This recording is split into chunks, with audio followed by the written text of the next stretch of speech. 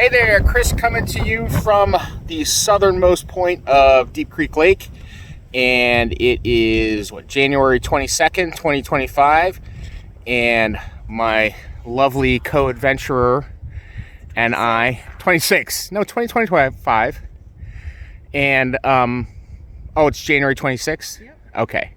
We are going to attempt a follow the course of original Deep Creek. So here we are, right behind me is that gazebo that's kind of the southernmost point of the lake, and we are going north that way to follow the course of Deep Creek to the dam, and we'll be doing it on cross-country skis. So wish us luck. Well, hopefully I'm screening the wind enough so we don't get a lot of wind noise. We are just kind of coming out of the Deep Creek Cove. We got Hickory Ridge coming on our right here, Chatterton School Road area to the back there, and we'll be coming up starting on Turkey Neck on the right. You know, kind of the interesting thing about the southern part of the lake, especially behind us, was it was kind of one of the main thoroughfares, you know, back in the late 1800s, before some of the better roads. People would kind of cross over Backbone Mountain back there and get to Oakland kind of with 135, that route. And in the late 1800s there was a inn. It was called Tomlinson's Inn. It was not actually owned by a guy named Tomlinson, but he was apparently such a drunk and bad husband that his wife murdered him in his sleep with an axe. So that's kind of the claim to fame of this area, kind of off of Stiding Church Road, and the southern part of the lake, site of a grisly murder in the late 1800s. Well, I'll drop in with some other history and interesting stuff as we go. Okay, we've got Penn Point, Penn Cove, Pond Run Cove back there ahead. Turkey Neck on our right here, Blakesley, and probably coming up on Holy Cross on the left here. Kind of coming into a bigger open part of the lake, and some history, I guess. I applaud the developers of the Blakesley. It's one of the few developments that just don't have some generic mountain view or treescape or Oakmont. They went back into history and got one of the Revolutionary War descendants of some of the property owners there. So that's pretty cool. I like that. But yeah, not a lot happened in this part of the lake kind of before there was a lake. It was really just probably farmland, as you can tell from the depth of the lake here. It doesn't get very deep, so it's kind of just rolling fields before they flooded it. I believe Meshach Browning mentions having some hay farming down here, maybe around Green Glade. And yeah, it's probably just a lot of rolling fields and hay farming back in the day. Okay, we've got the brand new Turkey Neck Yacht Sailing Association at Deep Creek Lake, I think is the official name. Their new clubhouse. That's the first I've seen it since they rebuilt it this year. And yeah, I've got to admit, I still don't quite understand the difference in nomenclature between this yacht club, 1,000 Acres Yacht Club. But I do know, if you want to learn to sail or just be parts of sailing organizations, they're both really great, really friendly, and part of what makes Deep Creek such a great place. So they're pretty cool. Look them up. And we're continuing on. Well, we're kind of at the four-way intersection here at the lake. There's Blakesley Cove. There's Reserve at Holy Cross. You can see Meadow Mountain there. Way in the distance, you can see Glendale Bridge. And you got 1,000 Acres here. Green Glade Cove. So this is like the big four-way intersection in the southern part of the lake. And hopefully I'll do a little history when the wind dies down a little bit more. We'll see how all these come out with all the wind noise. Well, every time I try and do a video, the wind picks up again, so we'll just do it and see how it turns out. So over there, it's Holy Cross. Over here we got 1,000 acres, and during the 30s, they were both sites of two different summer camps. At Holy Cross was a summer camp for seminarians from the DC Holy Cross Church, and the 1,000 Acres Boy Camp, run by the Winslow family, was run from 1933 to 1939. So even in the 30s, it was very difficult to get here and very remote. This was still a place that people wanted to be. Well, we're kind of in another little intersection here of coves. Got Paradise Cove over here, North Lake Cove going over to back to the Tonga's area, back to the Peninsulas area over there. And something interesting here on the Paradise Point areas. You may think it was named because people bought property here when it was, the lake, and they thought it was Paradise. But the Paradise name kind of predates the lake significantly. It was marked on a lot of the original land maps of the county when they divided up the county into military lots. Someone had already patented a piece of land called Paradise Regain.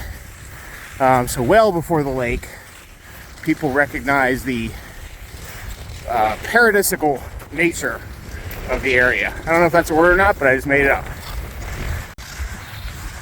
Okay, we're coming up on the Glendale Bridge and the Narrows, and some interesting history here.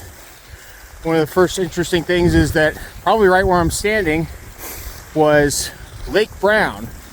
Back in the 1890s, a descendant of Meshach Browning became the fish commissioner of Garrett County and built a dam, probably very likely where the bridge is now, dammed up Deep Creek to create a pisciculture lake for raising fish.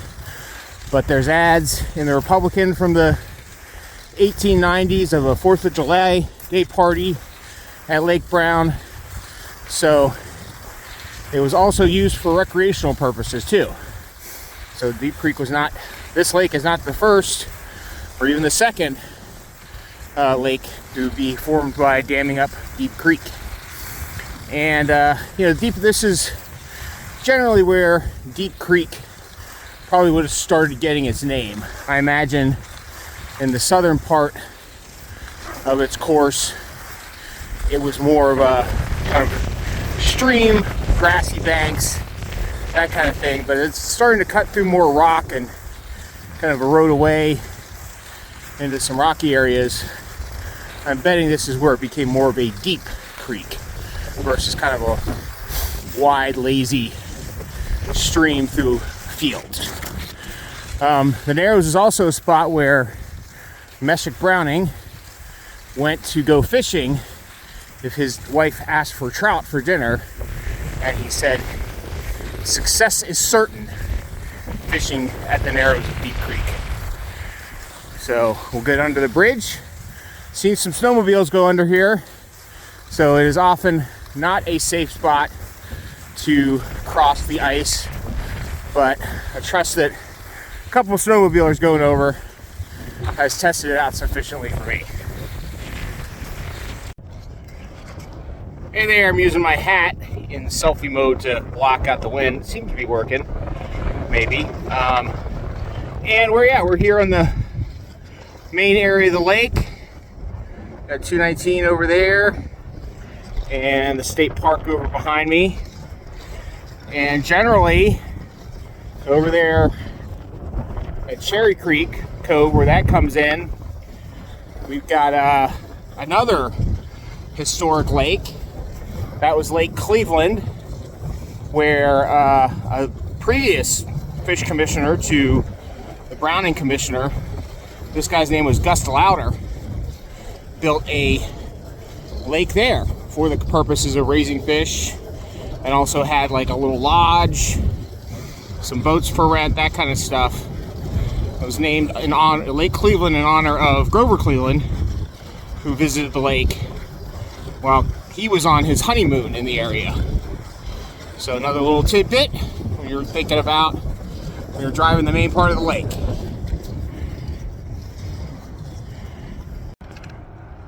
Okay, we're at the 219 bridge, and I haven't been doing mileage check-ins, but it's about 6.75 miles since we started, and we're entering the northern half of the lake.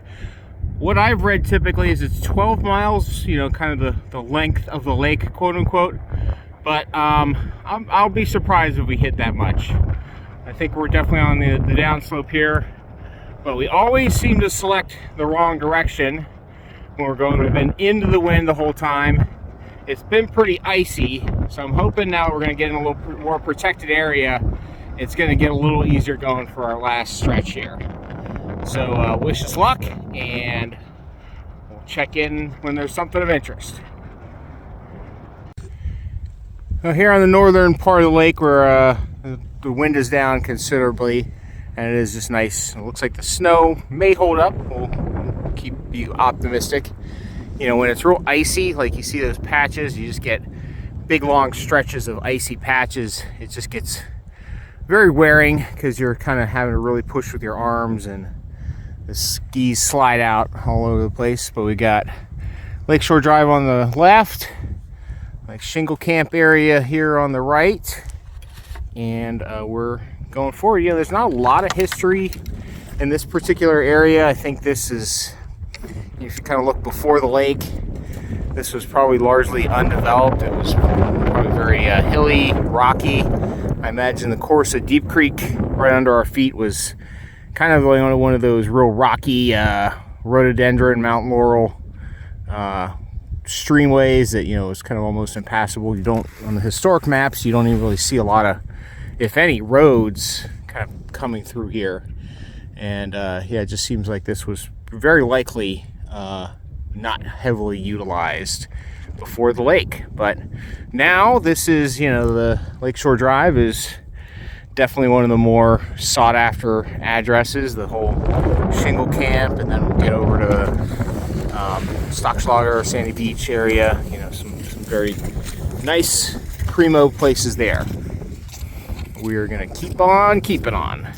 All right, we are here at Stump Point, and it's interesting. I always think the stumps of Stump Point have kind of gotten washed away or have gone away over the years. Yeah, you can still see them out here on the land, but I guess when the lake's fully up, those would be navigation hazards. But anyway, we're kind of on the home stretch here. We've got one more bend up there to get to the dam.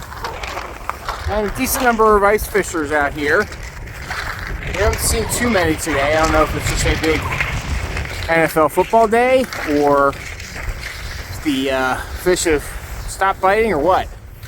But we are kind of closing in on the end, and we'll touch base when we get there. Okay, we just made the turn around the corner, and there is the dam.